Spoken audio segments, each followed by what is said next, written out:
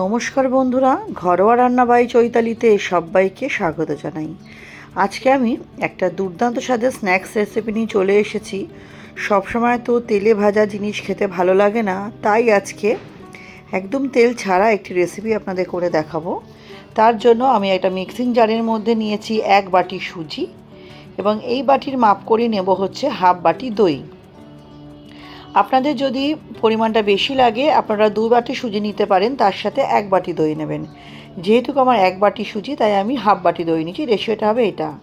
আর নিয়ে নিলাম হাফ বাটি মতো জল দিয়ে ওটা মিক্সার গ্রাইন্ডারে খুব ভালো মতো আমি স্মুথলিভাবে ব্লেন্ড করে নিয়েছি। করে সেটা একটা বাটির মধ্যে ঢেলে নিলাম আর মিক্সির বাটি ধোয়া কিছুটা জল দিয়ে দিলাম। ঘনত্বটা বেশি পাতলা করা যাবে না বা বেশি গাঢ় করা যাবে না, মতো ফেটিয়ে মিনিট 10 মতো রেস্টে রাখবো। আর সেই সময় একটা পুর তৈরি করব। তার জন্য একটা কড়াইতে তেল বসিয়ে তাতে দিয়ে দিলাম হচ্ছে 1 চামচ মতো সর্ষের তেল, দিয়েছি আমি 1 চামচ মতো কালো সর্ষে, বেশ খানিকটা কারি পাতা দিয়ে দিয়েছি, আর দেবো হচ্ছে একটা মিডিয়াম সাইজের পেঁয়াজ। পেঁয়াজটা আমি কুচি করে দিয়েছি, যদি আপনারা নিরামিষ বানাতে চান পেঁয়াজটা স্কিপ করে যাবেন। পেঁয়াজটা দিয়ে একটু ভালো মতো পেঁয়াজটা আমি ভাজা ভাজা করে নেবো, মানে বেশি পোড়া পোড়া করবো না, কালারটা চেঞ্জ হওয়া অবধি পেঁয়াজটা কিন্তু আমি ভাজা ভাজা করে নেব। এর মধ্যে আমি কিছু সবজি মিশিয়েছি, তার মধ্যে দিয়েছি হচ্ছে গাজর। আমার কাছে গাজর ছিল তাই গাজর দিয়েছি, যদি আপনার কাছে গাজর না থাকে স্কিপ করে যাবেন, এতে আপনি বিনস ক্যাপসিকাম দিতে পারেন। গাজরটা দিয়ে একটু ভালো মতো আমায় কিন্তু ভাজা ভাজা করে নিতে হবে পেঁয়াজের সাথে।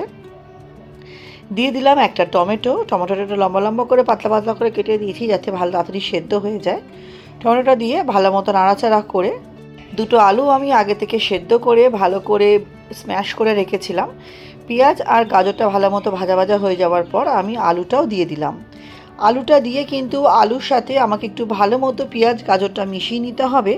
আমি এখনও এর মধ্যে নুনটা ব্যবহার করিনি, আলুটা ভালো মতো মিশিয়ে আমি একেবারেই এর মধ্যে নুনটা ব্যবহার করব। লক্ষ্য রাখতে হবে আলুর যাতে কোনো ডেলা ভাব না থাকে, তাই আলুটা দিয়ে একটু খুন্তি দিয়ে ভালো মতো ভেঙে ভেঙে নিচ্ছি। এই পর্যায়ে আমি স্বাদ অনুযায়ী নুন এবং হাফ চামচ হলুদ দিয়ে দিলাম, আর দেবো হচ্ছে চাট মশলা। 1 চামচ চাট মশলা দিয়েছি। চাট মশলা দেওয়াতে কিন্তু এই পুরটা বেশ চটপটা হয় আর দুর্দান্ত হয় খেতে। আলুটা খুব ভালো মতো কিন্তু আমার মেশানো হয়ে গেছে সবজির সাথে। আপনারা চাইলে এর মধ্যে আমচুর পাউডারও দিতে পারেন, আমি শুধুমাত্র চাট মশলাই ব্যবহার করেছি। পুরটা আমার রেডি হয়ে গেছে, ঢাকা দিয়ে রেখে দেবো ঠান্ডা হতে।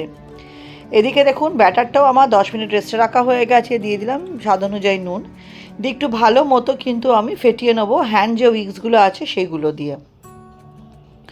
ভালো মতো ফাটানোর পর এর মধ্যে আমি ইনো ব্যবহার করব। যেহেতু আমার 1 বাটি সুজি ছিল আর হাফ বাটি টক দই ছিল, এখানে কিন্তু ইনো ব্যবহার হবে এই প্যাকেটের হাফ প্যাকেট, পুরোটা ব্যবহার করা যাবে না। ইনোটাকে অ্যাক্টিভেট করার জন্য এর মধ্যে আমি অল্প একটু জল দিয়ে দিলাম। এবার হ্যান্ড ব্লেন্ডের মাধ্যমে ভালো মতো এটা ব্লেন্ড করে দেবো। আমার রেসিপিরা আপনারা কে কোথা থেকে দেখছেন অবশ্যই কিন্তু জানাবেন। আপনাদের কমেন্টগুলো পড়তে যেমন ভীষণ ভালো লাগে, আপনাদের কমেন্টেই কিন্তু আমি রান্না করা উৎসাহ পাই। দেখুন আমার ব্লেন্ড করা হয়ে গেছে। এবার আমি একটা আপ্পাম মেকার নিচ্ছি, এর মধ্যেই আমি ছোট্ট ছোট্ট করে তৈরি করব এই নাস্তাটা। খুব সামান্য করে এর মধ্যে তেল দিয়ে দিলাম। যদি মনে হচ্ছে আমাদের তেলের পরিমাণটা আপনার বেশি লাগছে আপনি কমিয়ে নেবেন। খুব সামান্য করে আমি হাফ চামচ করে এর মধ্যে তেল দিয়ে 1 চামচ করে এর মধ্যে ব্যাটারটা দেবো। 1 চামচ করে এর মধ্যে প্রত্যেকটার মধ্যে আমি ব্যাটার দিয়ে দেবো। 1 চামচ করে ব্যাটার দিয়ে দেবো। চ্যানেলে আজকে যারা নতুন ভিডিওটি প্রথম দেখছেন, আমার রেসিপিগুলো যদি আপনাদের সামান্য হলেও ভালো লেগে থাকে চ্যানেলটি সাবস্ক্রাইব করে পাশে থাকা অনুরোধ রইল। পাশে থাকা বেল আইকনটি প্রেস করে অল নোটিফিকেশানটা অন করে দেবেন, যাতে আমি চ্যানেলে নিত্য নতুন যখনই রেসিপি আপডেট করব সবার আগে আপনাদের কাছে নোটিফিকেশান পৌঁছে যাবে। এবং পুরনো বন্ধুদের অনেক ধন্যবাদ পাশে থাকার জন্য। রেসিপিটি ভালো লাগলে অবশ্যই পরিবার বন্ধুবান্ধবের সাথে শেয়ার করে পাশে থাকবেন। 1 চামচ করে করে যতটুকু লাগবে আর কি, আমি সব এখানে 12খানা টোটাল আছে, সবগুলোর মধ্যে দিয়ে দিচ্ছি। আমি প্রথম ধাপে 12টা করেছিলাম, তারপরের ধাপে আমার আরও অল্প কটা হয়েছিল। যেহেতু আমি 1 বাটি সুজি নিয়েছি, 1 বাটি সুজিতে আমার 20খানা মতো হয়েছিল। সবগুলোর মধ্যে দেওয়া হয়ে গেছে এবং আলুর পুর আমি খুব সামান্য সামান্য অল্প একটু করে নিয়ে গোল গোল করে প্রত্যেকটার মধ্যে আমি আলুর পুরগুলো বসিয়ে দেবো। আমি আপনাদের আরেকটা পদ্ধতিও দেখাবো এই নাস্তাটা করার।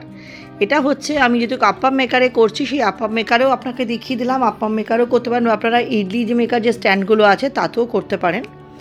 দেখুন অল্প অল্প করে আলুর পুর আমি এর মধ্যে দিয়ে দিচ্ছি। এই নাস্তাটা বন্ধুরা খেতে এতটাই দুর্দান্ত হয়, ছোট থেকে বড় সবাই ভীষণ পছন্দ করবে।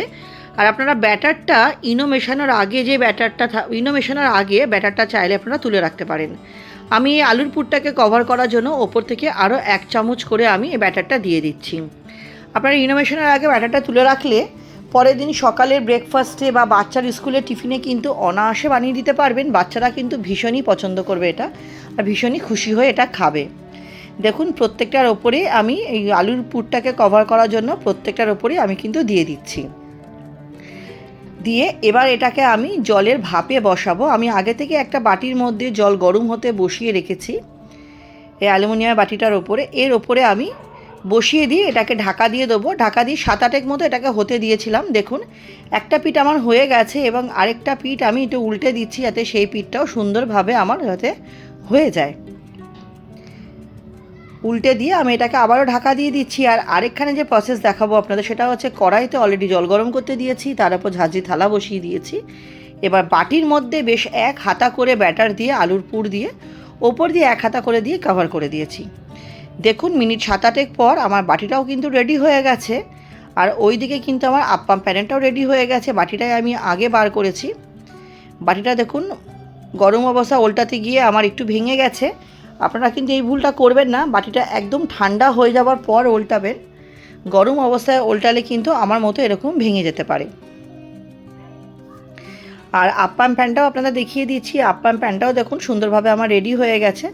আমি আপ্পাম প্যান থেকে প্রত্যেকটা আমি বার করে নিচ্ছি। বার করে আমার হাতের কাছে একটা সাদা প্লেট ছিল, তার মধ্যে আমি নিয়ে নিচ্ছি। পরে আমি আপনাদের সার্ভিং প্লেটের মধ্যে সার্ভ করে অবশ্যই দেখাবো। দেখুন প্রত্যেকটা আমার সুন্দরভাবে রেডি হয়ে গেছে। এবার সার্ভ করার পালা। এটাকে আমি সসের সাথে সার্ভ করেছি। দেখুন কতটা দুর্দান্ত হয়েছে দেখতে, আর দারুণ কিন্তু এটা ফুলেছে। নাস্তাটা আমার রেডি হয়ে গেছে এবং গরম গরম পরিবেশন করার পালা। রেসিপিটা কেমন লাগলো অবশ্যই জানাবেন। আজকের মতো ভিডিওটা আমি এখানেই শেষ করছি। আমার সাথে ভিডিওটি শেষ অবধি ধৈর্য ধরে দেখার জন্য আপনাদের সবাইকে অসংখ্য ধন্যবাদ। সবাই খুব ভালো থাকবেন, সুস্থ থাকবেন, সাবধানে থাকবেন।